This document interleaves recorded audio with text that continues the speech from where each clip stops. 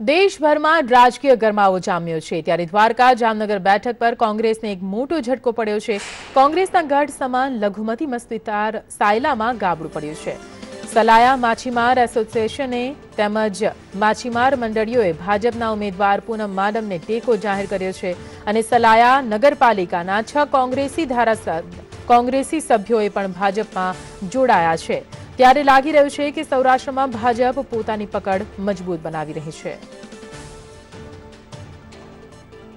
તો આપને જણાવી દઈએ, સલાયા નગરપાલિકાના કોંગ્રેસના 6 જેટલા સભ્યો કે જેમણે અહીં પૂનમ માડમને પોતાનું સમર્થન જાહેર કર્યું છે, એટલે કે ચોક્કસથી કોંગ્રેસને એક ઝટકો કહી શકાય। કોંગ્રેસનો ગઢ સલાયા કે જ્યાં મોટું ગાબડું સલાયા માછીમાર એસોસિએશને પણ ભાજપને ટેકો જાહેર કર્યો છે। આપને જણાવી દઈએ, જામનગર બેઠક પરથી ભાજપના ઉમેદવાર છે પૂનમબેન માડમ અને તેમને હવે માછીમાર એસોસિએશન દ્વારા પણ ટેકો જાહેર કરવામાં આવ્યો છે। આ ઉપરાંત નગરપાલિકાના 6 કોંગ્રેસી સભ્યો કે જેમના દ્વારા પૂનમ માડમને ટેકો જાહેર કરવામાં આવ્યો છે।